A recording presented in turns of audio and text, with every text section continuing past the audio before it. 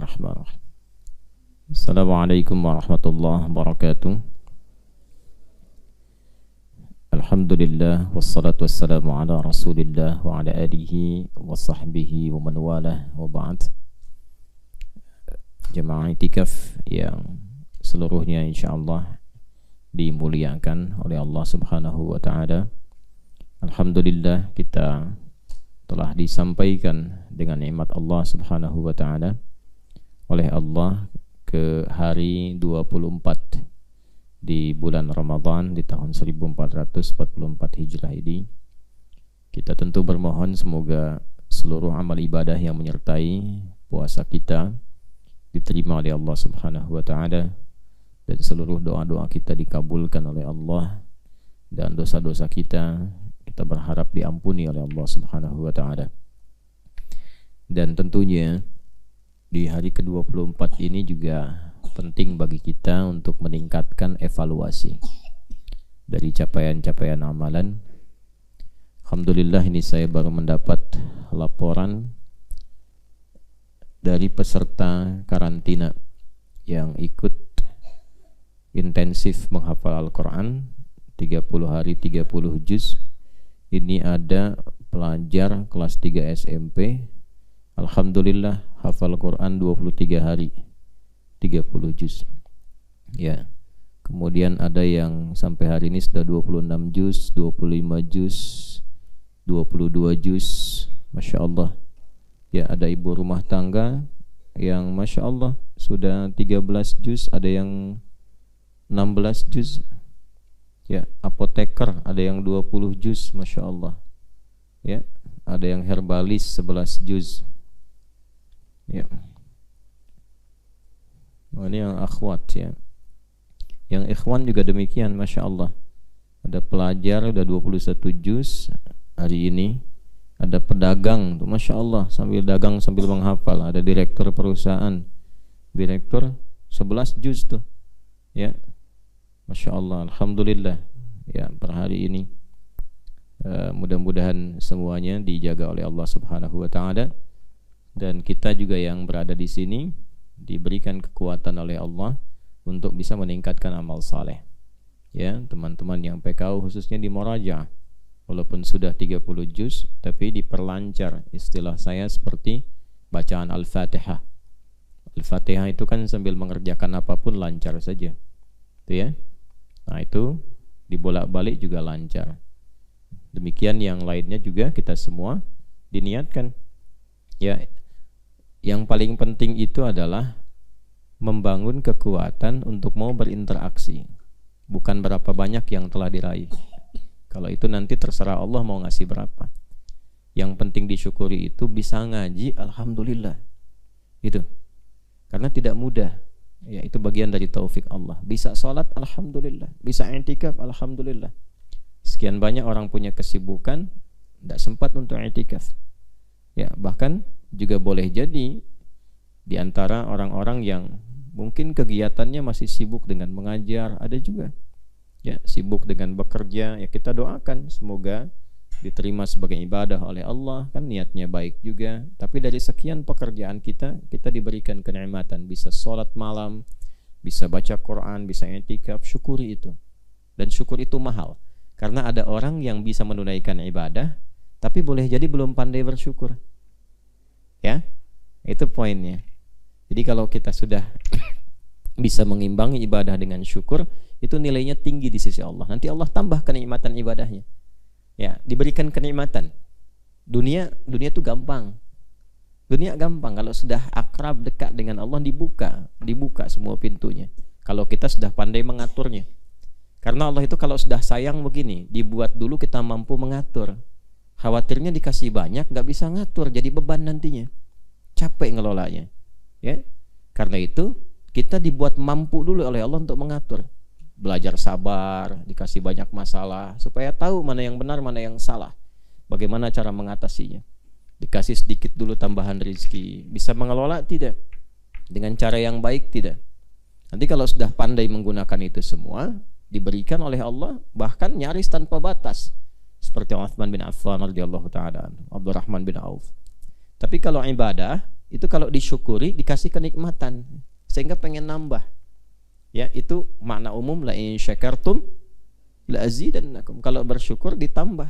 Nah, jangan selalu diartikan pada materi saja. Kalau zakat harta nambah gitu kan. Kalau infak harta nambah. Kenapa dibatasi dengan harta? Rizki itu kan banyak. Bisa beribadah itu bagian dari rizki Allah. Tenang itu rizki dari Allah. Keturunan soleh itu rizki dari Allah. Bapak ibunya ketika bisa sholat dengan baik, jangan dikira tidak ada dampak pada anak. Akan ada dampaknya. Ya, minimal penjagaan Allah kepada anak-anak. Nabi Yakub itu kan luar biasa ibadahnya kepada Allah. Sehingga disebut dengan Israel.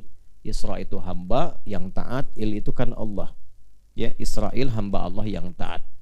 Yaitu ke Nabi Yakub alaihissalam. Jadi kalau ada yang mengaku Israel tapi tidak taat, senang merusak, nah itu bukan hamba Allah yang taat. Ya, itu cuma nama aja yang dilekatkan gitu. Nah, Nabi Yakub itu seringkali bahkan dalam sholatnya, dalam doanya curhatnya sama Allah semua. Gak pernah mengeluh sama makhluk. Kalau ada masalah tuh sama Allah. Ya, Nabi kan jelas ya. Tapi itu contoh bagi kita gitu. Konsultasi boleh, tapi semua harapan tujukan kepada Allah. Nah, coba cari ayatnya, cepat-cepat. Siapa cepat dia dapat. Nah, dapat menemukan ayatnya. Ya, di surat apa? Jelas surat Yusuf. Innama ashku bathi wa huzni ila Allah. Ayat berapa? Enggak jauh. Si jauh. Enggak usah tebak-tebakan, cari. Kalau enggak tahu cari 86. Nah, itu betul 86. Ya. Di bawah tuh, di bawah. Innama ashku bathi wa huzni ila Allah. Tergantung cetakan. Kadang kalau dia berapa baris, yang standar di kanan. Bahwa innama ashku bathi wa huzni ila Allah. Karena mengadunya kepada Allah, dekatnya dengan Allah dijaga. Berkah soleh ayah itu bisa ada penjagaan ke anak. Ya, itu kan saudara-saudaranya Nabi Yusuf itu kan rapat. Nabi Yusuf punya berapa saudara? 11. Dari ibu yang sama 1.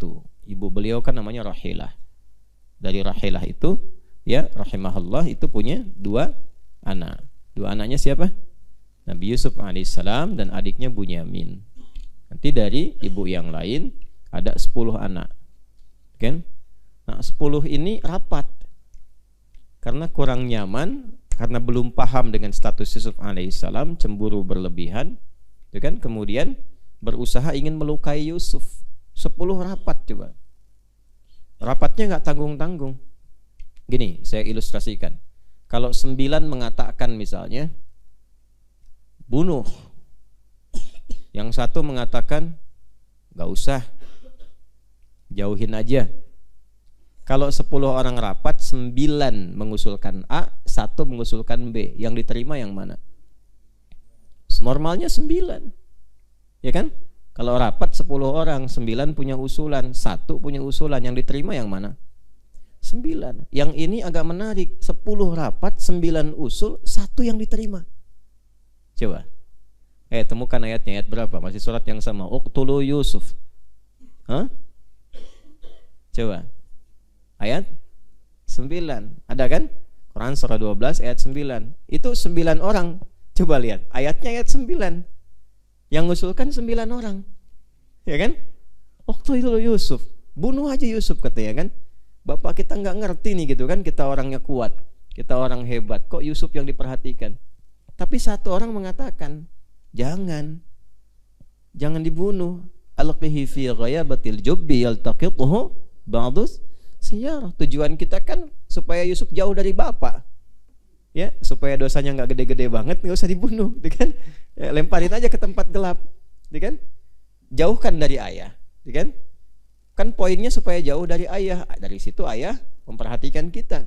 Ini juga penting bagi para orang tua. Kalau anak sudah lebih daripada 1, 2, 3, itu pasti ada potensi cemburu. Pasti itu.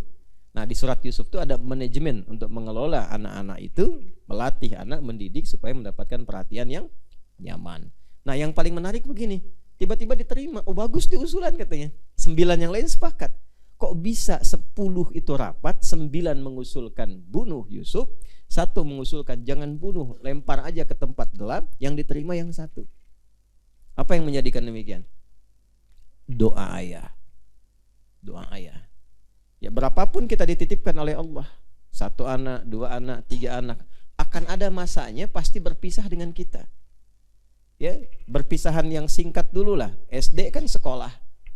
Sekarang TK aja kan sudah berpisah kan? Ya minimal berapa jam. Siapa yang bisa menjamin anak itu jadi baik? Membeli makanan yang baik. Ya, SD, SMP, SMA, kuliah, udah dirawat-rawat, dijaga-jaga, disayang-sayang, diarahkan. Siapa yang menjamin anak itu jadi baik? Nah, kayak antum sekarang nih, jauh dari orang tua. Siapa yang bisa menjaga antum, menjamin antum jadi baik itu? Nah, salah satunya sebagai orang tua selalu berdoa kepada Allah, titipkan anak, bermohon kepada Allah supaya orang tua dimuliakan. Kalau doa itu nyambung, cepat itu kedua-duanya. Nah, itu diantara yang penting untuk kita optimalkan. Nah, jadi saya kembalikan lagi, kalau Allah sudah memberikan kepada kita kenikmatan karena kita bersyukur dengan beribadah, nanti dikasih nikmat ibadah. Ya, akhirnya nggak jadi beban ibadah itu. Ya, karena ada nanti sebagian yang menunaikan ibadah itu masih jadi beban. Ya, sholat dulu, tadi kan barusan duhur kok udah asar lagi. Ya, tapi kalau sudah nikmat itu ditunggu gitu. Nunggu lagi, nikmat berdoa, dan proporsional waktunya kerja, ibadah, paham memahami kehidupan. Nah, dapatkan sampai rasa itu. Kalau sudah dapat, memandang dunia itu ringan, memandang akhirat nikmat, dan kita mengerti bagaimana cara kita berkehidupan. Nah, alhamdulillah di pertemuan yang lalu kita telah membahas tentang esensi kehidupan kita.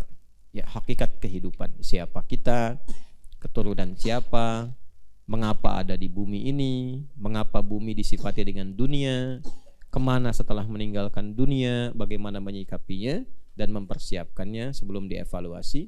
Itu telah tuntas kita uraikan di 2 pertemuan yang lalu. Silahkan nanti yang baru bergabung bisa melihat edisi yang sebelumnya sehingga ada ketersambungan. Sekarang kita akan lanjutkan masih dalam pembahasan tentang hakikat kehidupan. Sekarang kita akan masuk kepada topik yang selanjutnya untuk melengkapi. Sudah? Pembahasannya tentang mengenal esensi hidup. Ya. Sudah? Subtopiknya tentang peta kehidupan atau roadmap kehidupan. Kalau kemarin hakikat, sekarang menjalaninya bagaimana? Roadmapnya seperti apa? Mappingnya bagaimana? Bismillahirrahmanirrahim. Di pertemuan yang lalu kita telah membahas uraian tentang hakikat kehidupan untuk mengetahui dan menemukan esensi hidup kita, siapa kita, mengapa ada di dunia ini, kemana kita akan berpulang, seperti apa kita dievaluasi.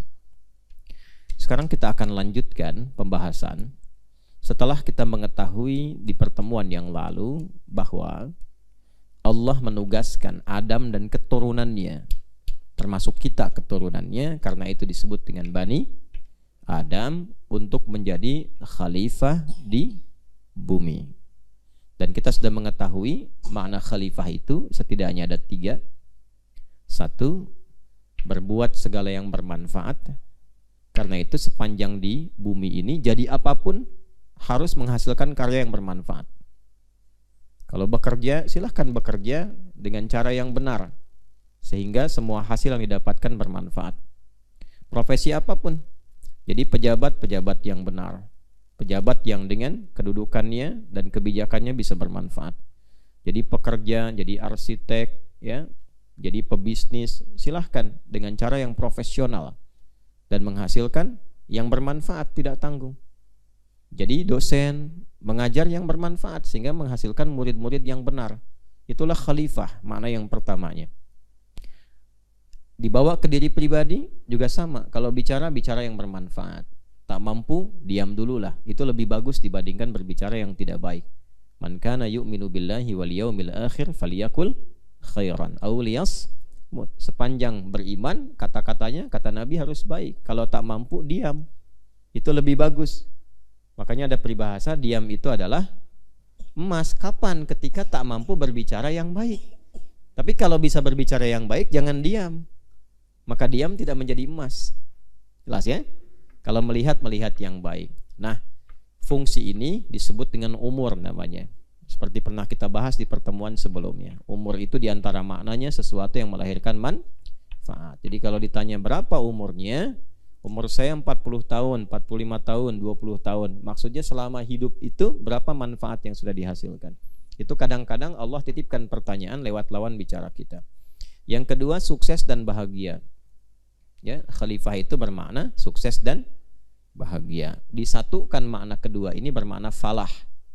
Jadi jangan tanggung kalau bekerja masih sampai sukses. Belajar secara benar, berkegiatan yang profesional, sukses, capaian-capaiannya disiapkan. Tapi jangan sampai kesuksesan itu tidak membawa kebahagiaan. Di kantor sukses, di rumah gak bahagia. Belajar sampai sukses, ya, capaian tertinggi, nilai tertinggi. Jangan tanggung. Kalau ada ukuran 4 IPK paling tinggi sampai 4. Ya. Dan itu harus membahagiakan. Memberi manfaat kepada diri, bisa memberi manfaat pada orang lain. Jadi bukan hanya sukses tapi ada kebahagiaan. Digabungkan keduanya menjadi falah namanya. Maka diingatkan 5 kali dalam sehari, diperdengarkan di telinga kita setiap berganti waktu setiap hari. Hayya 'alal falah. Mesti sukses, mesti bahagia. Dan orang beriman itu harus punya visi kesuksesan dan kebahagiaan. Quran surah 23 ayat 1, qad aflahal mu'minun. Orang beriman itu mesti sukses, mesti bahagia. Karena itu hidup mesti punya rencana. Ya, direncanakan mau kemana hidupnya, seperti apa, pekerjaan direncanakan. Jangan dunia punya rencana, akhirat gak punya rencana. Sukses dunia akhirat. Wa minhum may yaqulu rabbana atina fid dunya hasanah wa fil akhirati hasanah. Kedua-duanya sukses. Karena itu sejak Nabi Adam diturunkan, kemarin kita bahas, Allah sudah sampaikan kehidupannya akan tenang dan senang, ya. Qul nahbitu minha jami'a fa imma ya'tiyannakum minni hudan faman tabi'a hudaya fala khaufun 'alaihim wala hum yahzanun. Ya, kalau benar menjalani hidup di dunia ini, punya peta yang bagus, kata Allah tuh pasti hidupnya jauh dari kegelisahan, jauh dari kesedihan. Gelisah lawannya tenang, ya kan? Kemudian sedih lawannya senang. Jadi hidup itu harusnya tenang dan senang. Kerja menyenangkan, di rumah tangga menyenangkan, menenangkan. Itu idealnya yang bisa kita ikhtiarkan. Karena itu roadmapnya bagaimana? Yuk kita susun dulu. Karena kemarin kita bahas tentang manusia pertama Adam, dan kita adalah keturunannya disebut dengan apa? Bani Adam. Berapa kali kemarin kita catat disebutkan Bani Adam dalam Al-Quran? 7 kali. Diturunkanlah menjadi roadmap kehidupan, peta jalan hidup. Itu indahnya Quran begitu. Ya, dan kalau kita ini nggak pakai ilmu tak-atik ya, nanti ada juga mu'jizatnya tentang jumlah kata dalam Quran. Seperti tadi, yang rapat 10, yang usulkan 9 untuk bunuh, ayatnya di ayat keberapa? 9. Tuh kan? Misal, setahun itu ada berapa hari? 365 hari gitu kan, kurang lebih ya. Kalau pakai Masehi kan? Ya, kalau Qamariyah itu untuk pendekatan ibadah-ibadah yang bulanan sifatnya atau tahunan. Kalau harian pakai pendekatan matahari. 365 hari. Di Quran kata yaum, kata hari itu disebutkan 365 kali. Coba kalau belajar geografi, daratan itu berapa persen? Dari lautan, lautan berapa persen? 70-30 ya, kurang lebih lah gitu. 75-25 atau 70-30. Kalau antum melihat kata bahar dan bar dalam Al-Quran, lautan dan daratan, itu jumlah katanya kalau dipresentasikan persis sama presentasi daratan dan lautan. Gitu. Nah, sekarang kita beraktivitas dalam sehari berapa kali? 24 jam kan? Baik. Dalam sepekan berapa hari? 7 hari kan? Kita beraktivitas sepekan 7 hari. Sebagai apa? Sebagai manusia kan? Anak keturunan siapa? Adam. Anak keturunan Adam, bahasa Qur'annya disebut apa? Bani Adam. Berapa kali Bani Adam disebutkan dalam Al-Quran? 7 kali. 7 kali dalam sehari harus punya peta hidup. Kalau nggak punya peta hidup, nggak ada roadmapnya, linglung menjalani kehidupan. Bangun tidur nggak tahu ngapain, apa yang mau dilakukan. Karena nggak ngerti apa yang dilakukan, tidur lagi. Gitu kan? Bangun tidur, tidur lagi. Habis tidur, tidur lagi. Tidur, tidur lagi, gitu kan? I'tikaf, tidur lagi, gitu kan? Habis makan mie instan, tidur lagi. Saya nggak sebut mereknya supaya nggak di-endorse. Gitu ya. Gitu. Jadi kalau nggak tahu petanya bingung. Kesini juga kalau nggak punya agenda yang tepat, ntar begitu, bingung. Ya, apalagi 7 hari. Tawaf berapa kali? 7 kali. Nah itu kan pelajaran itu. Nanti itu bagian dari sisi ibadahnya. Makanya umur untuk mendapatkan keberkahan, umrah sifat syariatnya yang melatih kita mendapatkan sifat-sifat umur. Makanya kalau orang umrah itu manfaatnya apa? Bisa mengentaskan kefakiran, mendekatkan kesuksesan, bermanfaat hidup. Itu kalau ngerti isinya. Kalau enggak cuman putar-putar aja. Ada kayak orang hidup cuman putar-putar. Sainya cuman lari-lari kecil, jalan, lari, jalan, naik, turun, naik, turun. Ada orang yang hidupnya cuman begitu, naik, turun, jalan, lari, balik lagi, capek, tidur, meninggal aja. Gitu. Nah, Bani Adam disebutkan 7 kali dalam Al-Quran. 7 ini kalau kita urutkan, itu peta hidup, jalan hidup. Baik, yuk kita mulai. 7 ini, yang 5 disebutkan di surat apa? Araf. Kan sudah dicatat, gak usah lihat catatan lagi, ya. Sudah dicatat tuh disimpan di dalam jiwa. Nah, kalau disimpan dalam jiwa itu ada hafalan dalam kepala namanya. Dia ada hafal dalam kepala, ada hafal di luar kepala. Nah, di luar kepala itu belum hafal namanya, masih di luar. Ya. 5 di surat Al-A'raf, ayat berapa saja? 26, kemudian 27, 31, lalu 35, satu lagi 172. Kemudian 2 lagi di mana? Al-Isra ayat berapa? 70 paling kanan pertengahan. Satu lagi Yasin surah 36 ayat 60. Dipanggil ya Bani Adam berapa kali? 5 kali. Bani Adam gak pakai ya? 2 kali. Baik. Dah ya. Sekarang kita urutkan.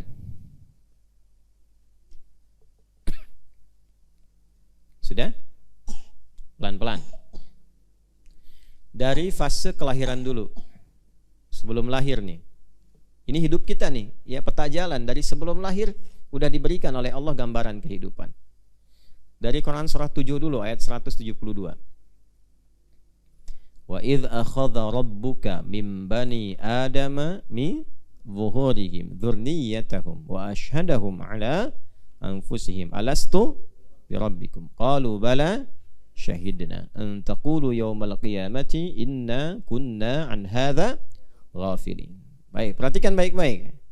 Di situ peta hidupnya udah diterangkan oleh Allah dari sebelum lahir ke dunia sampai hari kiamat.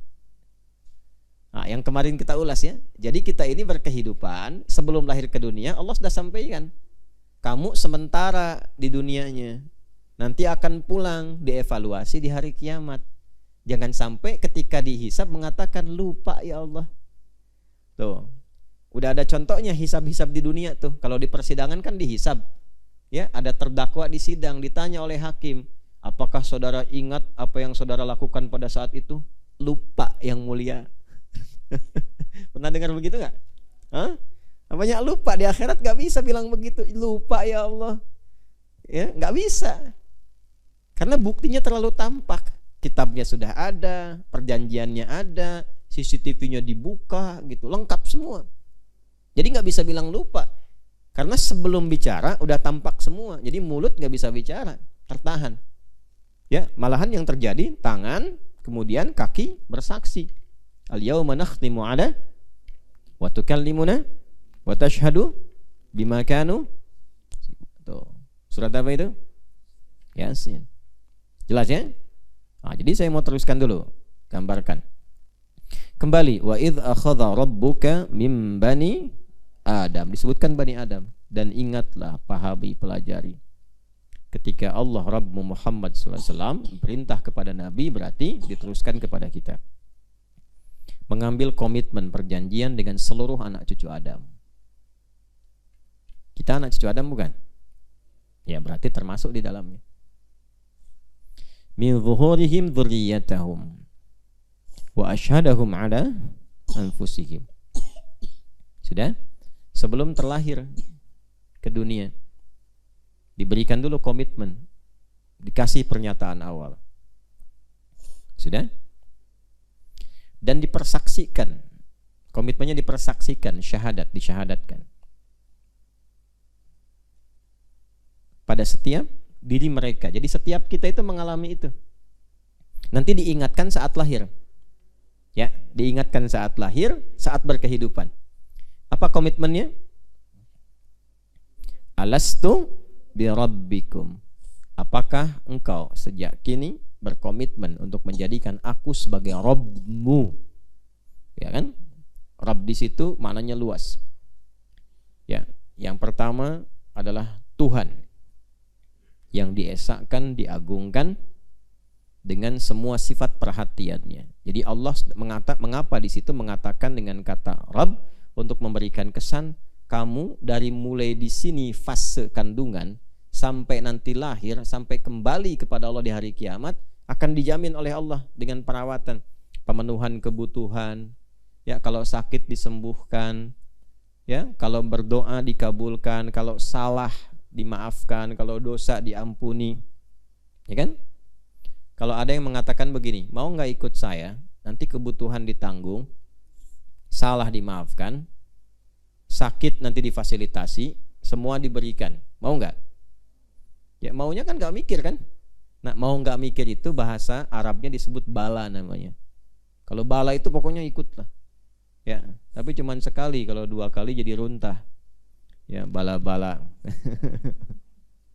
Ya, bala. Baik. Bala-bala itu bahasa slang Sundanya, ada slangnya, itu runtah namanya. Maksudnya apa? Semua dimasukin, digoreng. Ya, dalam tanda petik ya.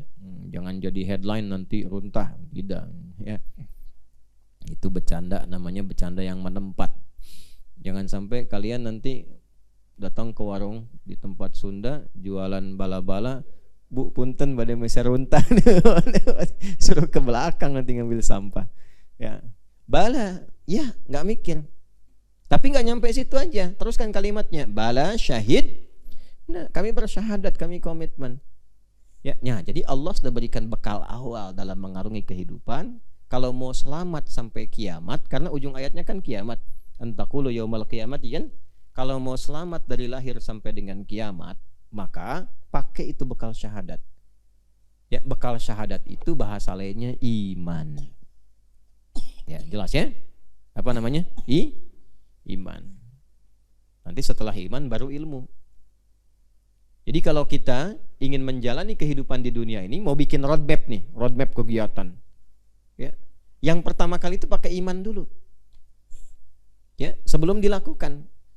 Nah, iman itu yang menjadikan kita selalu terkoneksi dengan Allah. Kalau sudah terkoneksi, dibuka nanti aksesnya. Contoh gini. Ini mau cari rezeki nih ya. Mau bekerja misalnya. Di Quran itu dibagi 2, mencari rezeki antara belum beriman dengan sudah beriman. Dibagi 2. Baik. Yuk kita lihat misalnya. Yang umum dulu, Al-Baqarah ayat 168. Ya, kalau umum tuh pakai redaksinya manusia, diksinya nas. Ya ayyuhan nasu, hai semua manusia. Kulu mimma fil ardi halalan thayyiba. Kalau ingin memenuhi kebutuhan hidup, minimal supaya bisa makan, silahkan bekerja. Jangan diam. Rezeki memang sudah diatur, tapi caranya pun diatur. Bukan diam tiba-tiba datang misalnya makanan, tidak begitu. Ada ikhtiarnya. Ya, mesti ikhtiar. Aturan pertamanya bergerak, bekerja. Walaupun itu cuman sekejap misalnya. Kalau kita bergerak, rezeki datang. Kalau nggak bergerak, nggak akan datang. Ya. Itu kalau waktunya buka tuh, di luar ada kurma, ada buah, ada sop, ada wah macam-macam deh, banyak gitu ya menunya. Kalau antum di sini aja nggak akan datang. Ya kan? Diantarin teman toh, itu kan kalau ngasih kode, akhi, tolong. Nah, itu ikhtiar, sekecil itu harus ada ikhtiar. Dulu di Mesir ada teman cerita. Itu ada 2 orang mahasiswa pintar-pintar ahli Quran. Itu diskusi, yang satu mengatakan kita diam aja datang kok rezeki. Karena janji Allah, wa fis samai rizqukum wa ma tu'adun. Rezeki itu udah diatur di langit, dijanjikan akan diberikan. Surat apa itu? Adz-Dzariyat ayat berapa? 22. Kata temannya lagi satu bilang gini, tapi tetap walaupun dijanjikan, cara Allah memberikan itu dengan kita berikhtiar, aturannya begitu. Enggak kok. Ya udah kita buktikan.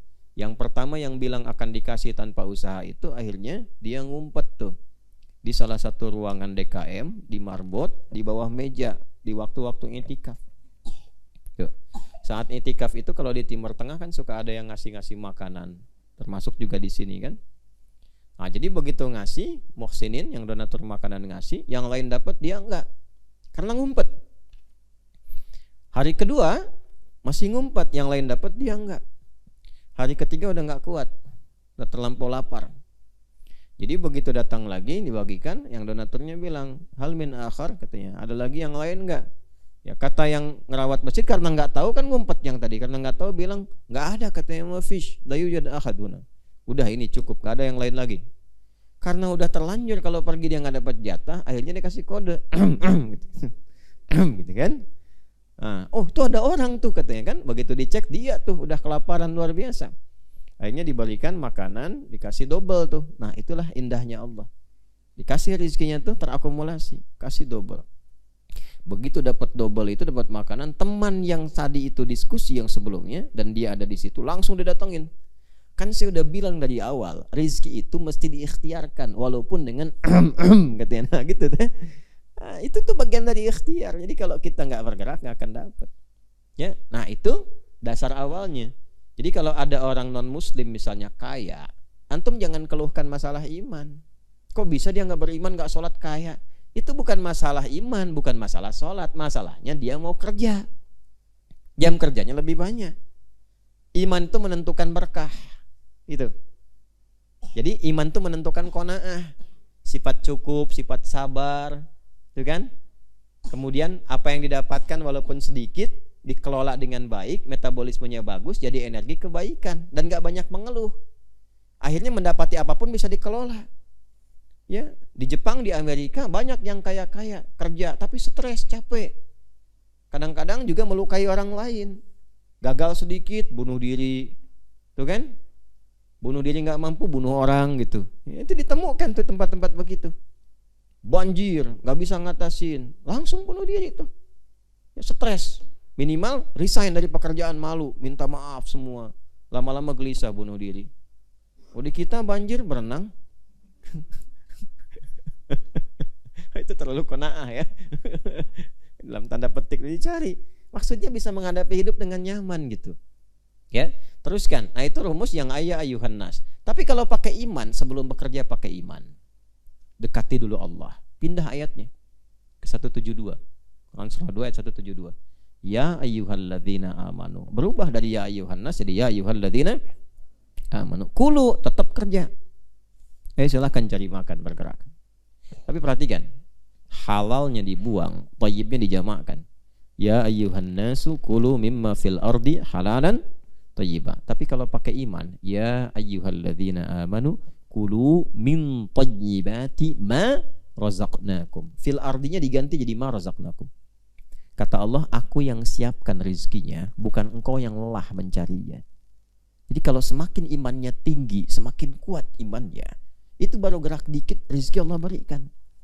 Dan dilipat gandakan berkahnya. Itu kalau sudah berkah tuh nikmat. Ya, di antara berkah itu gini, nafsunya terjaga. Bukan berarti menghentikan kaya, tidak. Kaya banget kok. Utsman bin Affan kaya, Abdurrahman bin Auf kaya. Tapi karena termanage nafsunya, dia bisa mengelola kekayaannya dengan baik. Bukan berarti nggak mewah, tampilannya keren-keren. Imam Malik itu kan kalau ngajar, wah jubahnya indah-indah. Imam Abu Hanifah bagus-bagus.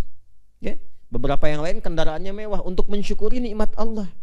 Setelah itu berbagi, berbaginya pun nggak tanggung dan pandai mengelolanya. Itu gambarannya. Nah, jadi kalau insan itu beriman, membangun konektivitas dengan Allah itu kuat, berkahnya ditambah, dibawa ke rumah sejahtera, nggak tersangkut kasus-kasus, terjaga dari utang piutang yang apa? Yang menyulitkan, yang memberatkan, yang membuat nafas sesak gitu. Nyaman. Ya. Thayyibat dijamakkan bentuknya di situ. Kapan? Ketika punya akses ke Allah kuat. Makanya kalau aksesnya ke Allah itu tinggi dengan iman tadi, dibuka nanti. Nah, nanti perkara meningkatkan iman bagaimana? Ada bab lainnya lagi. Jelas ya? Nah, jadi itu yang pertama, modal iman dipakai. Modal apa? modal iman. Jadi kalau ingin menjalani kehidupan apapun selamat sampai kiamat, rumus Quran surah 7 ayat 172 pakai. Mau belajar pakai iman. Ya kan? Kan iman dulu tuh. Kalau belajarnya pakai iman cepat paham. Karena tafakuh fiddin itu dibuka dengan kata iman. Wa ma kanal mu'minuna, ya kan? Iman dulu. Wa ma kanal mu'minuna liyanfiru kafa. Falaula nafara min kulli firqatin minhum ta'ifa liyattafaqahu fiddin. Terus manfaat bisa ngajar, waliyunziru qaumahum idza raja'u la'allahum. Surat apa itu? Taubah ayat berapa? 122 kurang 2. Ya, Quran surah 9 ayat 122. Pakai iman dulu. Kalau belajarnya pakai iman, aksesnya dibuka oleh Allah. Min ladunna ilma, kami percepat. Diberikan tambahan pengetahuan. Yang kedua diberi kemampuan mengajar, karena ada orang punya ilmu nggak bisa ngajar. Ada ilmunya banyak, tapi ngajarin susah. Ada orang bisa ngajar, tapi nggak bisa membuat yang diajar itu mengamalkan ilmunya. Ada bisa ngajarnya lancar, tapi setelah mengajar, muridnya pandai bertengkar. Bukan pandai mengamalkan. Gitu. Ada juga yang mengamalkan sekaligus ya bertengkar, ada. Ya. Nah, itu yang harus digarisbawahi itu. Jadi pakai iman, bekerja juga begitu, belajar juga begitu. Nanti ayat-ayatnya pakai iman banyak sekali. Nanti perkara bagaimana meningkatkan imannya kita lanjut lagi. Jadi tahap pertama, kalau ingin selamat kehidupan di rumah tangga, di pekerjaan, di pendidikan, maka yang dilakukan pertama pakai apa? Iman. Ya, termasuk diangkat derajat. Ya, kalau ingin diangkat derajat pakai iman. Pekerjaan pengen diangkat di tempat terbaik, iman dulu. Karena Allah berjanji derajatnya itu pakai iman, baru kemudian yang lain-lain. Yarfa'illahu alladhina amanu, iman dulu, minkum, baru yang lainnya. Jelas ya? Itu konsep hidup yang pertama. Awas, hati-hati. Nanti bagaimana cara bisa mengerjakan sesuatu pakai iman? Pilarnya 6. Kalau antum bertanya meningkatkan iman, pilarnya berapa? 6. Ya, makanya dikenal dengan rukun iman. Ini sebabnya kenapa ini tiang masjid 6 nih nanti kalau udah jadi. Jadi begitu masuk ke sini kita akan ingat, ya, niatkan dengan iman. Ntar satu-satu akan ada nih tanda-tandanya. Mas Edi ya, nanti dispesifikasikan. Di arsitek kita tuh kita doakan beliau sehat ya, diberkahi oleh Allah dan keluarganya. Jadi nanti iman pertama pilarnya apa? Ya, iman kedua pilarnya apa? Nah, di kajian siang ya setiap Ramadan itu ada kajian akidah. Nah, sekarang sedang bahas pilar-pilar iman. Itu penting itu. Kan orang taunya cuma menghafal sekarang. Rukun iman ada 6, gitu kan? Rukun Islam ada 5, ya. Gitu kan? Iman pertama pada Allah, kedua malaikat, 3 kitab, 4 rasul, 5 hari kiamat, 6 qada dan qadar. Dihafalnya pintar, tapi dipahami tidak. Dalam tanda petik kalau tidak semua. Sehingga ketika mengalami ujian lupa, cuman hafal qada dan qadar tapi tidak paham apa itu qada, apa itu qadar. Sehingga banyak kecewanya, padahal kalau paham jadi tenang. Jadi jalani dengan iman, pilarnya 6, pelajari betul yang 6 itu. Iman pada Allah, kenal Allah. Harus kenal, kalau nggak kenal bagaimana nanti bisa menyembah dengan baik? Kalau nggak kenal mintanya bagaimana? Masa minta rezeki nyebutnya ya sobar, dikasih ujian, kasih masalah. Ya kan? Minta ilmu pakainya ya rozak, ya. Dapatnya dapat bisnis. Alih-alih belajar buka restoran ntar. Iya, saya pernah mengunjungi ke satu tempat di Timur Tengah. Baru datang Ustaz dari Banten, ya Masya Allah, saya pun dari Banten. Disambut betul. 2006. Ya, nggak usah saya sebut lah tempatnya itu. Saya alhamdulillah mahasiswa baru datang Ustaz ke sini katanya. Mau belajar salah satu kampus top di Timur Tengah. Alhamdulillah saya sudah punya restoran di sini. Menunya katanya apa? Bebek spesial. Waduh, celaka juga. Saya bilang ke sini baru berapa bulan buka restoran. Ya. Apakah salah? Ya kalau ikhtiar ya tidak salah. Cuma kalau masuknya bab niat, ya jadi berbeda akhirnya. Ngapain kalau cuma buat buka restoran jauh-jauh belajar keluar? Ya kan? Ya, dalam tanda petik ya. Nah, itu babnya nanti mesti kenal Allah. Ya, 2 malaikat, kenal nggak malaikat tuh? Jangan-jangan cuma dihafal 10. Kalau nggak kenal nggak tahu nanti bagaimana cara berinteraksinya. Malaikat yang menurunkan rezeki siapa yang tugas oleh Allah? Malaikat siapa? Mikail. Kenal nggak dengan Mikail? Apa kesenangan malaikat Mikail? Di tempat apa rezeki diturunkan? Sedang melakukan apa antum sehingga rezeki turun cepat? Itu mesti belajar. Kalau nggak belajar nanti susah. Ya, malaikat kan turunnya juga ke tempat yang baik. Ya, terus tahu kemana harus diturunkan, bagaimana, gimana mintanya. Ya, ada semua babnya. Oh, jangan dikira nggak ada. Kalau nggak kenal susah. Ini mau bangun pesantren nih, panas. Apakah tukang bisa kerja? Belum tentu. Bagaimana cara minta rezeki kepada Allah supaya teduh? Hujan, mau ngecor nggak jadi-jadi. Gimana caranya minta supaya ndak hujan dulu? Nanti kalau ada dicor baru hujan gitu kan. Ya, kalau nggak tahu caranya nggak bisa mintanya. Yang nyabut nyawa siapa? Malakul maut. Kenal nggak? Kalau antum nggak kenal, persiapannya gimana? Nah, itu mesti dipahami. Yang nanya dalam kubur gimana? Siap malaikat siapa tuh? Raqib Atid yang catat mungkar karena kira kenal nggak? Kalau nggak kenal nanti nggak pede jawabnya. Man rabbuka, siapa Tuhanmu?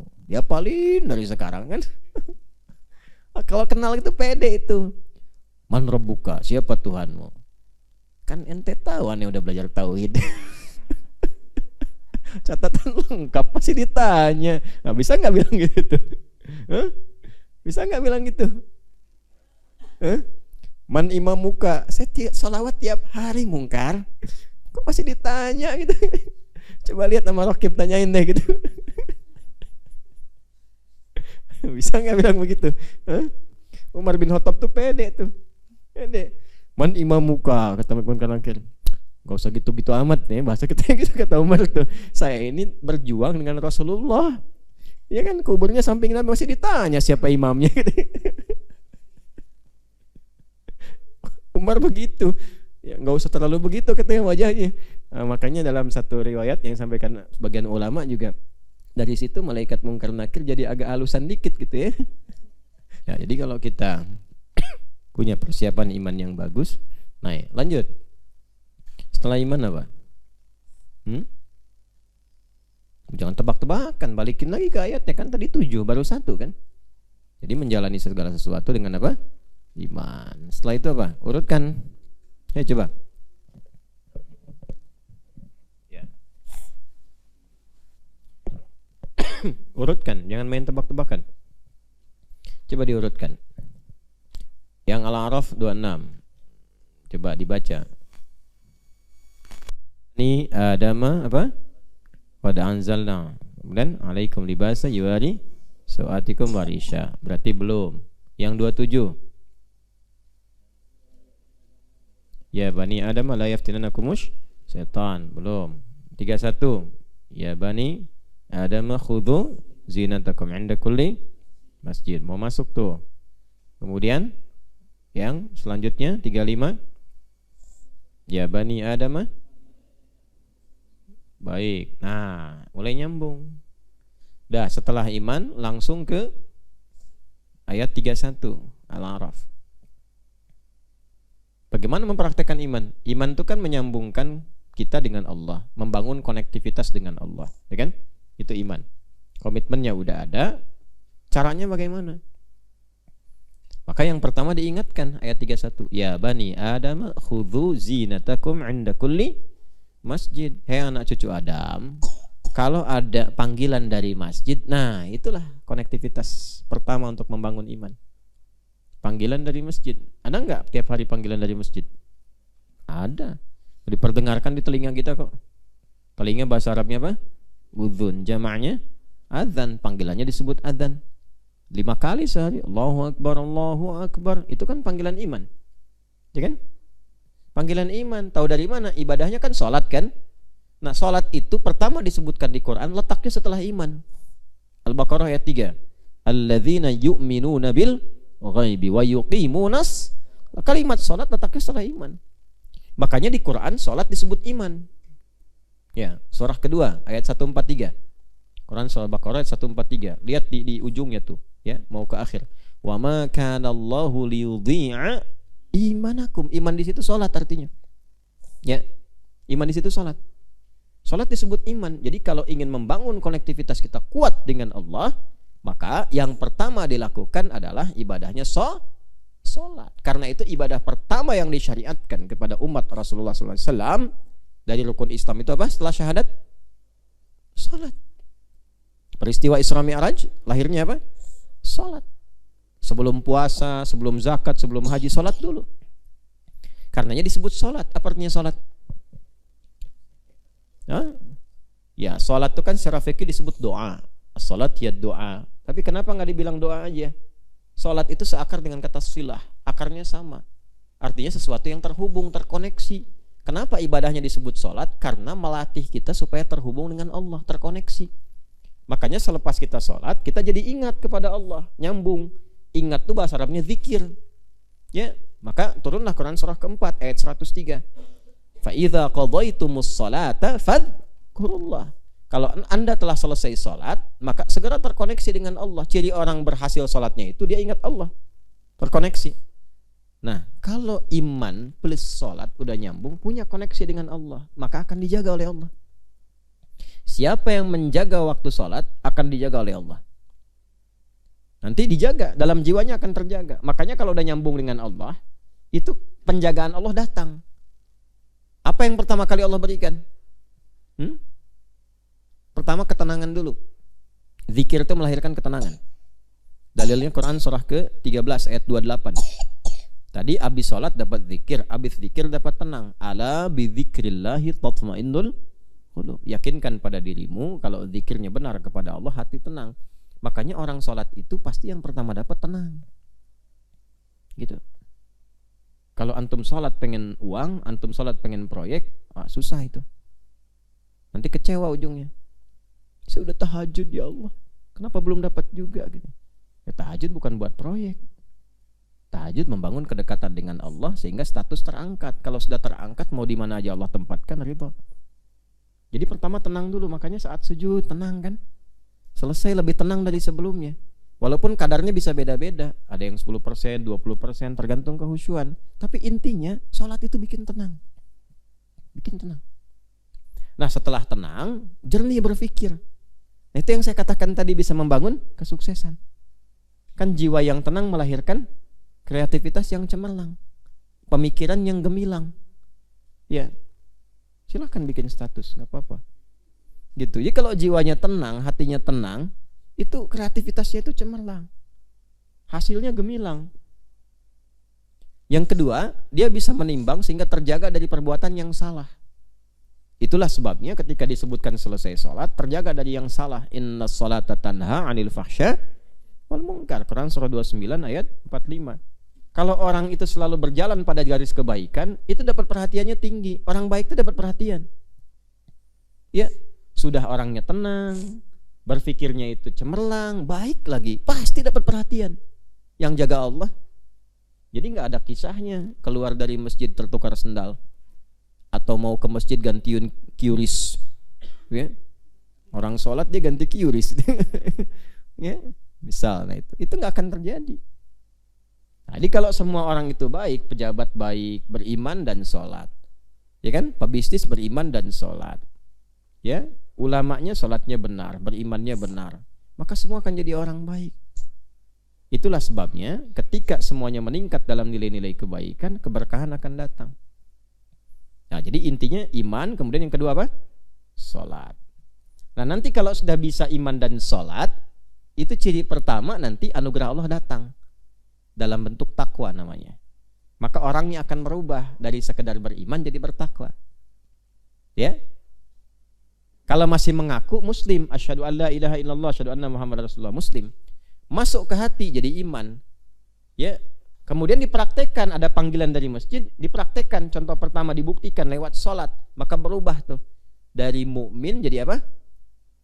Jadi muttaqin. Mukmin tunggalnya itu mukmin, jamaknya mukminun. Muttaqin jamak, ya, tunggalnya taqi. Taqi itu orang bertakwa, satu. Kalau jamak jadi muttaqin. Perhatikan, muttaqin ketika disebutkan pertama dalam Al-Quran, cirinya iman dan sholat. Al-Baqarah ayat 2 dan 3. Dzalikal kitabu la raiba fi hudal lil muttaqin. Siapa muttaqin itu? Ayat 3-nya. Alladzina yu'minuna bil ghaib wa yuqimunas shalah. Nah, kalau semakin meningkat takwa, salatnya makin banyak, makin dekat dengan Allah, takwanya makin banyak. Jangan salah, dibuka semua pintu kemuliaan oleh Allah. Hijabnya dibuka. Contoh, ini adik-adik yang belajar, ya. Kalau Anda mampu meningkatkan takwa, imannya tingkatkan, sholatnya tingkatkan, bagusin hubungan dengan Allah. Babnya beda, ikhtiarnya itu sedikit, karena pemberian Allah lebih banyak. Maka yang berlaku Quran surah kedua, akhir ayat 282. Wattaqullah wa yu'allimukumullah. Tingkatkan takwamu kepada Allah, Allah tambahkan banyak ajaran pengetahuan. Gitu. Bab rezeki juga begitu. Kalau makin bertakwa, dibuka. Nggak tanggung-tanggung pintu langit dan bumi. Quran surah 7 ayat 96. Walau anna ahlal qura amanu wattaqau la fatahna 'alaihim barakatim minas sama'i wal ard. Jadi kita tuh bukan cari kerja, orang-orang itu pada nyari ke kita. Berapa banyak? Saya pengennya sama Pak Fulan, pengennya Fulan, banyak. Semakin banyak membangun koneksi dengan Allah, semakin dibuka. Dan yang dibuka itu bukan yang jelek, yang baik-baik. Gitu. Kemudian apa lagi babnya? Masalah. Ya nggak akan ada orang sepi dari masalah. Nah, semakin banyak takwanya, semakin diringankan menghadapi masalah. Bukan nggak punya masalah, ingat, bukan nggak punya masalah. Tapi setiap akan mengalaminya diringankan sehingga seakan-akan nggak punya masalah. Ini kan? Itu cara memahaminya. Tahu dari mana dalilnya? Quran surah 65, akhir ayat ke-2, awal ayat ke-3. Wa may yattaqillaha yaj'al lahu makhraja. Semakin mampu meningkatkan takwa kepada Allah, semakin diberikan solusi. Yang punya solusi siapa? Allah. Yang punya segalanya Allah. Dekat dengan Allah ya dibuka semua. Ada orang kena macet, klakson-klakson. Wah, capek gini. Ini enteng aja, murojaah, baca buku. Ya, tahu-tahu beres. Ya kan? Atau ada yang lebih menarik kadang-kadang. Ya, kalau Allah nggak pengen tambahkan dia pengetahuan, pengen cepat sampai aksesnya ke tujuan, tiba-tiba dibuka jalannya untuk dia aja tuh. Ya, ada aja, Pak, jangan lewat sini, macet, lewat sini aja. Atau tiba-tiba ketemu temen, ya, dan sebagainya, akses kebuka. Saya ada seseorang tokoh sakit, istri beliau di Singapura. Sebagai muslim saya ingin datang, ingin mendoakan, datang. Nyampe sana, udah, terus video call karena nggak bisa langsung ngeliat kan. Video call, orang diterima di rumah sakit, saya di kediaman sementara beliau di apartemen. Tunjukkan, wah kita doakan ini. Terus dialog, asik ngobrol. Waktu itu tuh lupa kalau Singapura tuh 1 jam lebih cepat. Pesawat kami itu jam 5:30 kalau nggak salah, ya kan? Saya ngelihat jam, oh masih jam 4, deket lah ke bandara gitu. Rupanya kan jam 5, karena beda 1 jam lebih cepat di sana. Ya, begitu udah diingatkan sama kawan itu, Ustaz katanya, ini kayaknya nggak akan kekejar, kan masih jam 4, Singapura. Oh iya. Katanya gimana Ustaz tadi? Nggak apa-apa Pak, saya bilang kalau memang sampai bandara tak terkejar, ya insya Allah pesawat berikutnya. Kalau Allah berkehendak kan sampai juga. Alhamdulillah, pamit tuh. Diantar, begitu naik mobil, jalan. Bingung sopirnya. Ini jalan ini biasanya macet katanya. Ini kayak kosong, lancar aja. Begitu masuk traffic light itu, ya lampu merah itu, kan hijau dan kuning, ya. Itu selalu hijau. Pokoknya nyampe yang pertama hijau, kedua hijau terus sampai bandara. Sampai bandara 5:30 lewat. Itulah intinya kan, lewat. Harusnya logikanya pesawat tuh udah nggak bisa nerima, udah mau terbang.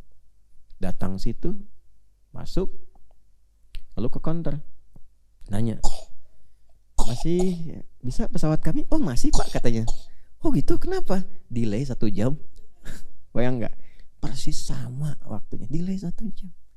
Masih bisa nunggu, ya, masih bisa makan, minum dulu. Kan bukan puasa waktu itu. Ya. Santai, malah nikmat nyampe tujuan berakhir sampai. Dulu saya waktu masih di Ciputat, ada angkot itu 01 warna biru, Lebak Bulus Ciputat, tahu ya? Ya, Lebak Bulus Ciputat. Kebayoran lama sebetulnya, karena saya tinggalnya di Lebak Bulus ke Ciputat aktivitas. Macet. Macet itu jarak yang seharusnya cuma 10 menit bisa 1 jam. Pas qadar Allah, saya tuh lagi bawa buku Ulumul Quran, Manahilul Irfan fi Ulumil Quran, tebel, Hatam diangkut. Jadi Allah itu menginginkan saya menghatamkan itu sebelum sampai. Alhamdulillah hatam diangkut. Jadi kita bisa menikmati gitu. Kita melihat tujuan. Oh, ini yang dimaksudkan oleh Allah tuh bukan karena angkotnya, bukan karena macetnya. Hatamin dulu, karena ketika kamu sampai kalau nggak macet belum tentu bisa hatam. Ditanya orang sini, tanya orang sana. Diangkot siapa yang mau nanya? Ya. Baca apa Pak? Ini artinya apa? Nggak ada. Kan masing-masing tuh. Ya kan? Nah, itulah. Jadi kalau kita sudah bisa mendapatkan kenikmatan, hidup itu terlihatnya demikian. Itulah iman. Kemudian yang kedua apa? Salat. Gabungan jadi apa? Taqwa. May yattaqillaha yaj'al lahu makhraja wa yarzuqhu min haitsu la yahtasib. Nanti tawakalnya akan tinggi. Ingat, tawakal itu di atas ikhtiar. Ya, walaupun untuk tawakal ada ikhtiarnya juga lewat ibadah. Jadi kalau kita sudah menemukan pintu tawakal, itu ikhtiar itu cuma sekian persen. Mungkin perbandingannya 70-30 lah, 70 tawakal, 30 ikhtiar. Ya. Wa may yatawakkal 'alallahi fahuwa hasbuh, gitu. Orang yang tinggi tawakalnya kepada Allah, maka cukuplah Allah yang memberikan semua apa yang ia perlukan. Allah gerakkan nanti semua hamba itu. Itu bab tawakal. Cuman sekarang pintu ikhtiar banyak dibuka oleh Allah sebagai ujian. Karena itu sekarang orang lebih banyak memilih untuk ikhtiar dibandingkan dengan meningkatkan tawakal. Tawakal itu lewat ibadah nanti. Kalau ibadahnya tinggi, ikhtiar sedikit, rezeki dapat. Nafsu diolah. Gitu. Sekarang kebanyakan ikhtiar, nafsunya dibanyakin. Akhirnya apa yang terjadi? Semua pintu dibuka, semua cara dilakukan. Ya kan? Penipuan demi konten. Di Malaysia itu kan bukan waktunya taraweh yang punya apa, yang sendal itu dibawa mau mukul imam itu bukan. Itu diantara sholat fardu ada orang kurang sehat, gitu kan? Nah, kurang sehat, tidurnya juga di jalan tempat-tempat tertentu. Jadi dia berhalusinasi ketika imam sedang membacakan, dalam berhalusinasi manggil dia. Mungkin terganggu bawa sendal dari luar gitu. Jadi tersebar ke sini, narasinya jadi pindah. Imam baca kepanjangan, makmum marah, bawa sendal mau dilempar. Demi konten. Ya, demi konten. Salah satu ustadz kondang, Ustadz Hidayat, meninggal dunia. Konten. Saya pun nggak tahu, staf saya ngasih tahu. Ini katanya teman saya yang Arab, la haula wala quwata, nelpon nggak nyambung lewat teman. Ya, kita senyum-senyum aja, kita masih ada. Okay. Ya kalau udah waktunya tiba kan pulang, ya kan? Antum duluan bisa, saya belakangan. Kan tukar bisa, saya belakangan, antum duluan. Ya, itu kan. Kapan aja kan bisa terjadi. Ya. Man rabbuka. Begitu. Tuh, baik. Itu yang kedua. Jadi setelah iman pakai apa? Salat. Ya, kita cuma 15 menit lagi nih, jadi fokus. Setelah itu apa? Ntar dulu. Ya, kan tadi udah. Jadi korelasinya ayat 172, menjalaninya dulu dengan ayat 31. Setelah itu ke 35, cara sholatnya gimana? Apakah semua orang yang sholat itu pasti mendapatkan akses kepada Allah? Apakah semua orang yang sholat itu akan dimudahkan urusannya? Apakah semua orang yang sholat itu akan otomatis jadi orang baik? Belum tentu. Toh ada orang ikut jamaah sholat, takbir pertama mundur, tiba-tiba pulang langsung bawa kotak infak.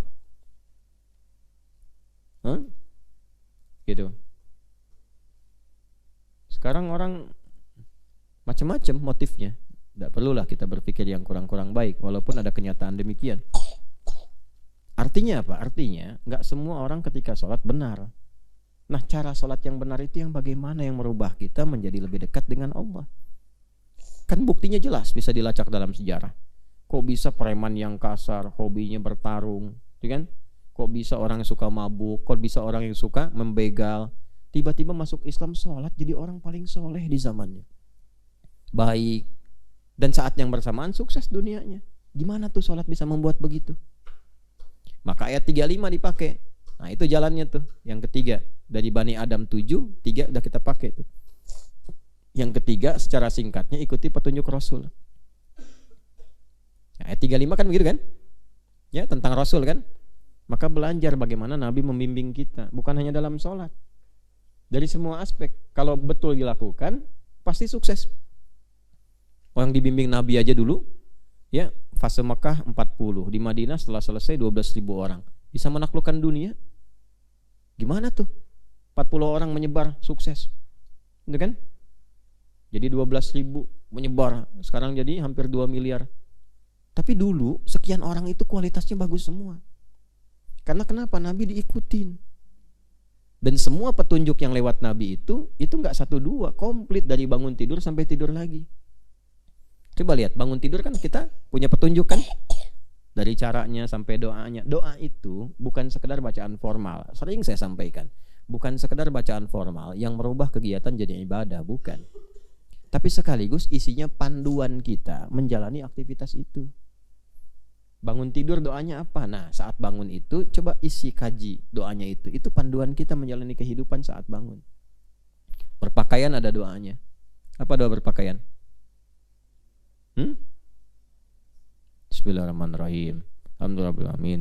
Ar-Rahmanirrahim. Maliki yaumiddin. Apa lagi? Allahumma kama hasanta khalqi fahassin. Itu kalau lagi ngaca, Joni. Mar apa mar? Contoh.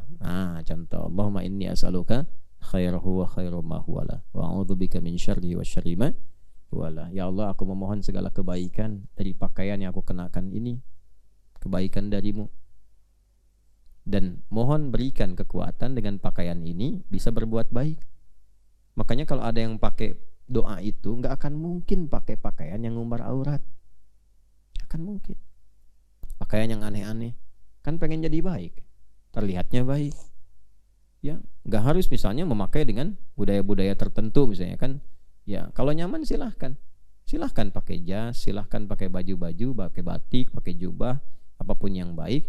Tapi kalau kita doanya benar minta sama Allah, maka apa yang dipakai itu akan mengarahkan kita pada kebaikan dan memantaskan kita dalam berkegiatan. Kan nggak mungkin ke sawah pakai jas kan, pakai dasi, ya kan?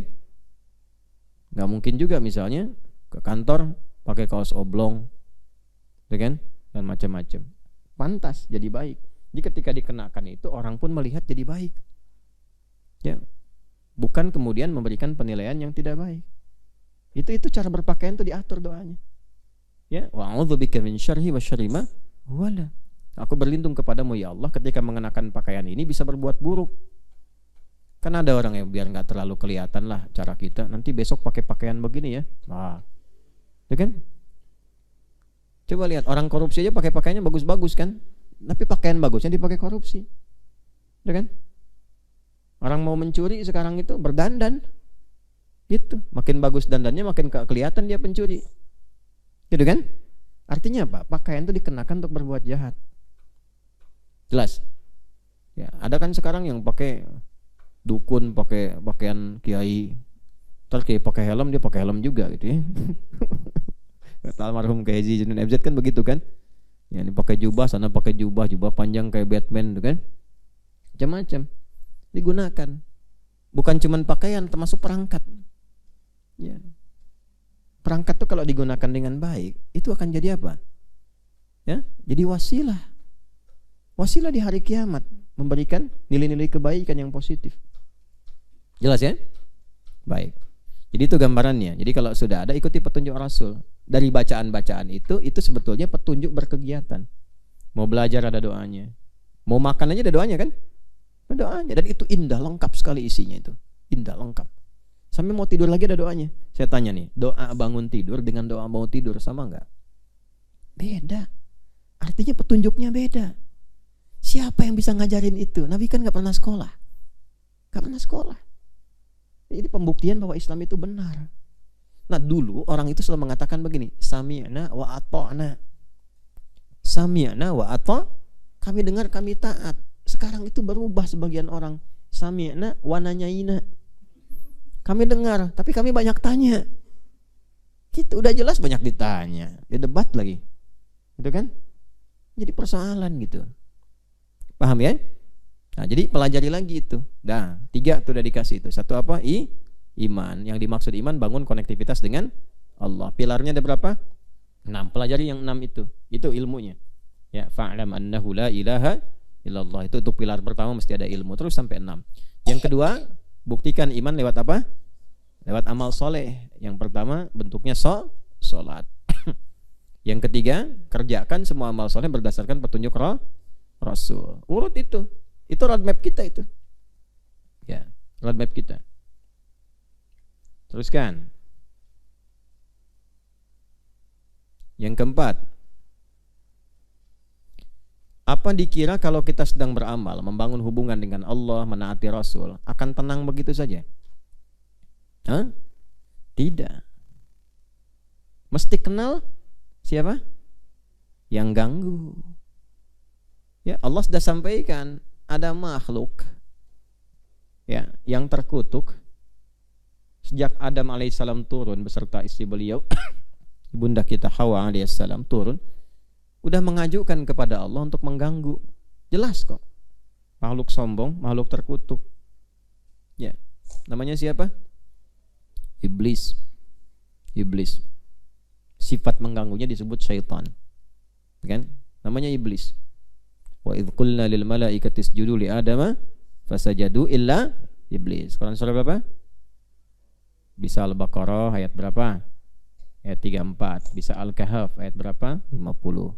Ya kan? Iblis namanya. Kalau dia ganggu, mempraktekkan gangguannya jadi setan. Makanya ketika dia buruk untuk dirinya menjadi iblis. Tapi ketika mewariskan keburukannya menjadi setan. Ya kan? Makanya ketika di ayat 36 Al-Baqarah 36 mulai menggoda Adam disebutnya syaitan. Fa'azallahuma syaitan, bukan iblis. Makanya orang-orang yang mewariskan keburukan pada orang lain termasuk juga disebut setan dalam Quran. Alladzi yuwaswisu fi sudurin nas minal jinnati wan nas. Ada dari kalangan manusia yang punya sifat syaitaniyah. Sifat syaitaniyah itu apa maksudnya? Suka mewariskan keburukan pada orang. Gitu, provokasi orang lain. Ya. Menjelek-jelekan orang, ngajak orang berbuat maksiat, dan yang paling menarik mempraktekkan itu di tempat taat, tempat ibadah. Datang ke masjid hanya untuk misalnya membicarakan orang lain, jelek-jelekan orang, memecah belah dan sebagainya. Itu bagian dari sesuatu yang buruk. Itu sifat syaitaniyah, warisan setan itu. Ini ada beberapa warisan setan harus dipelajari. Hati-hati ya.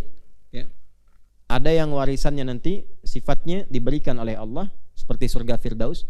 Ulaika yarithunal Firdaus. Ulaika humul warithun alladzina yarithunal firdausa hum fiha khalidun. Surat apa? Al-Mu'minun surah 23 ayat berapa? Ya. Ada lagi yang warisan Nabi. Nabi mewariskan. Siapa di antaranya? Ulama. Ulama itu warisan Nabi. Innal ulama warathatul anbiya. Para ulama itu pewaris para nabi. Makanya dijaga. Kalau ada ulama-ulama, kualifikasi ulama ya. Ulama itu dan nanti ada syarat-syaratnya, ada ketakwaannya, khosyahnya, ilmunya, ada standar. Tidak bisa setiap yang pintar disebut ulama. Ya, ada sifat khasyah di dalamnya. Ketakutan yang dalam kepada Allah, yang dengan rasa takut itu enggak sembarangan berbicara, enggak sembarangan berfatwa, punya sifat tawadhu, punya sifat rahmat, macam-macam. Kalau ada yang seperti itu, pewaris Nabi dijaga. Warisan dari Nabi. Mahal sifatnya. Karena Nabi tidak mewariskan materi dunia. Ya, bukan dinar, dirham, rupiah, dolar, enggak ada. Ulama yang diwariskan. Nanti lagi ada warisan-warisan pusaka, Al-Quran dan Sunnah. Gitu. Nah, yang bisa menerangkan Quran Sunnah itu siapa? Ulama. Enggak bisa antum akses langsung. Kalau akses langsung bisa salah pemahamannya. Salah paham, pahamnya salah. Memahamkan orang jadi salah. Fadallu wa adallu. Sesat dan menyesatkan. Nah, harus ada sanadnya. Di kita itu beruntungnya dan bersyukurnya pada Allah terjaga semua. Ilmunya dijaga oleh ulama. Kita ngaji apapun punya sanad ke Nabi. Adzan, kalian kan kemarin baru ngambil sanad adzan kan? Adzan aja ada sanadnya. Jadi bukan kreasi manusia. Sekarang orang manggil bagaimana untuk manggil ibadah pada Tuhannya? Bingung. Kalau bukan dari Tuhan yang hak, bingung. Gimana manggilnya? Akhirnya kreasi masing-masing. Ya. Kadang-kadang yang paling unik ibadahnya juga caranya bisa beda-beda. Di Indonesia aja bisa banyak bahasa. Di Padang pakai bahasa Padang, di Bali bahasa Bali, tuh kan? Di Indonesia bahasa Indonesia, di Amerika bahasa Inggris, di Jepang pakai bahasa Jepang, di Cina pakai bahasa Cina. Kita sholat yang Arab pakai bahasa Arab, Indonesia pakai bahasa Arab, di Cina pakai bahasa Arab, dan bahasa Arabnya bukan bahasa Arab biasa, bahasa Arab yang memang diajarkan untuk sholat. Pakemnya udah ada. Apa buktinya lagi yang harus menjelaskan bahwa agama ini agama yang benar? Jadi ini bukan kreativitas, bukan kreasi manusia. Ini kalau Allah nggak kasih bimbingan, nggak mungkin begitu. Nah itu warisannya. Jaga itu. Ya. Dan di antara yang penting kita ketahui, balik lagi, pasti tahu untuk menaati Allah dan Rasul itu ada yang ganggu.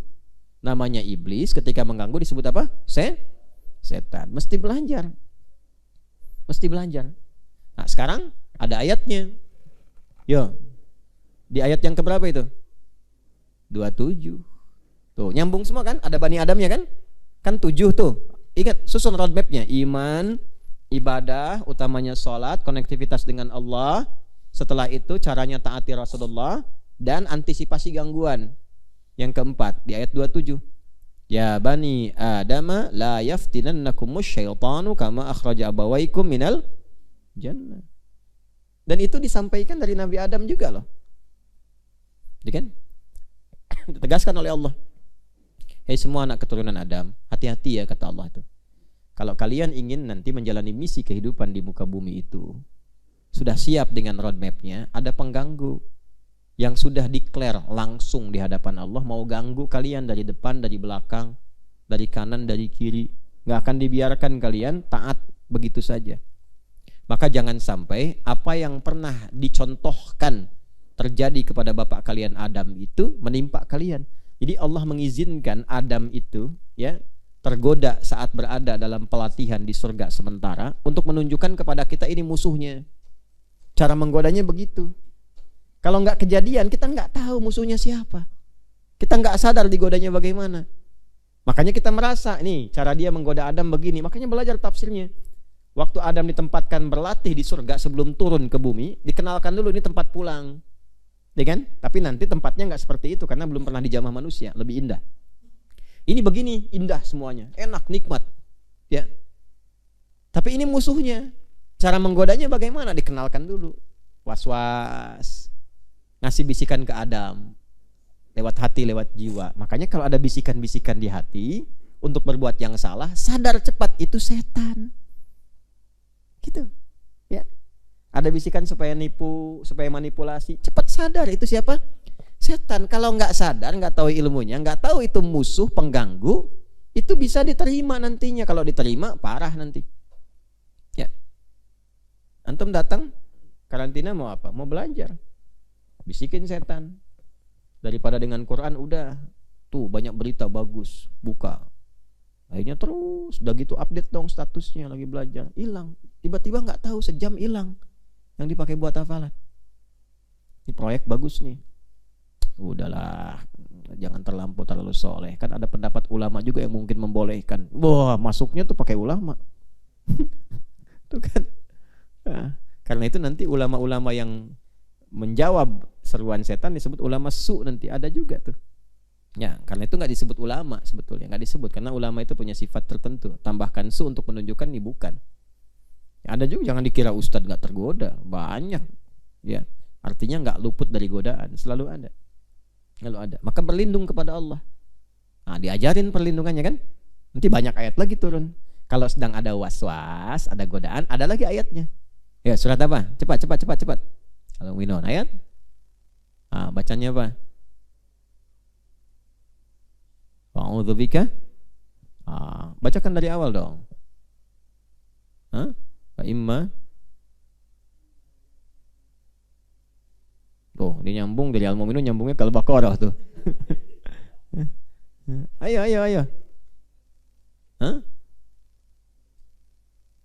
Ayo, ada dua tuh. Ayo saya kasih clue-nya. Satu, fasta'idz billahi minasyaitonir rajim. Wa imma yanzaghannaka, terus minasyaitani nazghun fasta'idz. Nah, itu rumus satu tuh. Kalau sedang ada godaan, was-was masuk ke hati, ngajak maksiat, cepat kata Allah, cepat berlindung kepada Allah. Ya, berlindungnya bacanya a'udzubillahi minasyaitonir rajim. Fasta'idz billahi minasyaitonir rajim. Surat apa? Surat apa? Sampai ketemu. Ayo. Kalian hanya boleh batalin puasa, tapi tunda makannya sampai ketemu ayat itu. Cepat, saya kasih 20 detik, saya hitung dari sekarang. Ayo sebelum man rabbuka datang nanti tuh. 1 200. Dah ketemu tuh. Makasih tuh. Surah 7 ayat 200. Itu zikir yang dipakai, itu zikir paling dasar yang dipakai kalau sedang digoda setan, kasih was-was. Pas ada proyek diajak untuk curang, itu was-was, harus kenal. Kalau nggak kenal nanti bahaya itu, membahayakan. Setan nggak tanggung jawab, di dunia nggak tanggung jawab, di akhirat berlepas diri. Ya, dia di akhirat tuh begitu tuh, dituntut kan sama orang-orang yang kena tuh sama dia. Gara-gara kamu nih katanya kita nih dihukum sini. Saya kan nggak maksa, saya cuman goda, kenapa situ ikut? Nyebelin banget kan? Nah itu, makanya sebelum terjadi peristiwa yang begitu nanti pada orang-orang lain, yang kita harapkan juga tidak terjadi pada kita, dan kita doakan yang masih hidup terbebas dari itu. Dan maka hati-hati.